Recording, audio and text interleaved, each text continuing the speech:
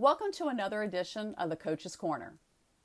I have seen some very dysfunctional teams, not only in a dental practice, but in other industries and sports as well.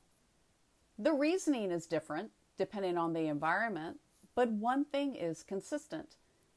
At least one person feels they need to be heard, or their opinion should mean more than anyone else's.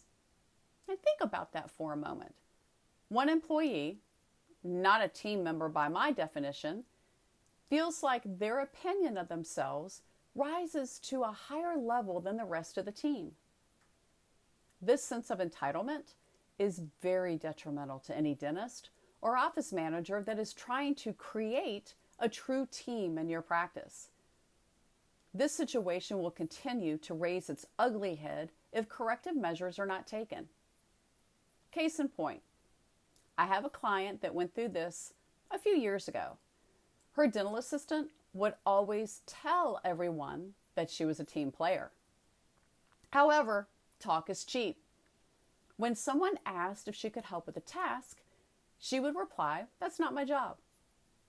And when the doctor wanted to have a team meeting on a day the office is closed, she replied, "I can't come in on my day off.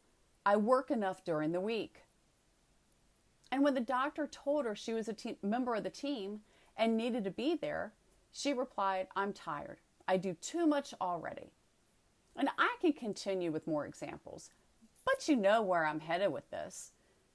In fact, while reading this or watching the video, you might have a picture of someone in your head that reminds you of a past or current coworker.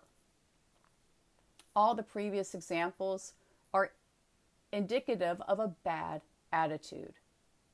And I define attitude differently than most people.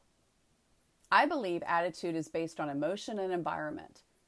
And I also believe attitudes can change if an individual will allow for growth and change.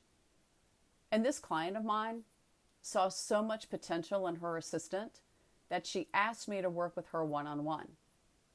Now, I will make a long story short for our purposes here. It took some time to dig down and really find out why she's so closely held to her entitlement attitude. And apparently, she had gone through a very rough divorce and had previously worked for an abusive employer.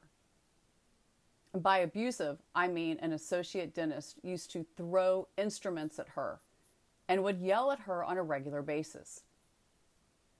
She was equating her past with the request that her current employer was asking of her.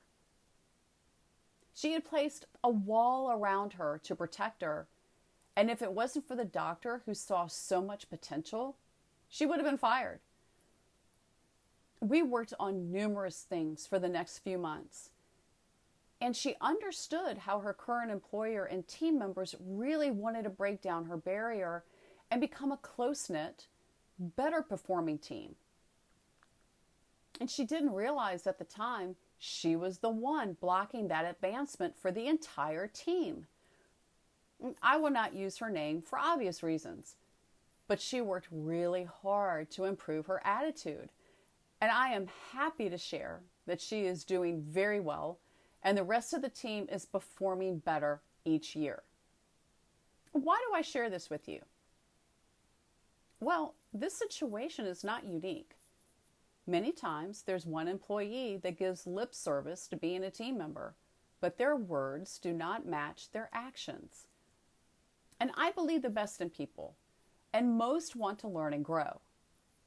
If you can identify with this situation and you or your team member needs help, please let me know. Until next time, I'll see you at the next Coach's Corner.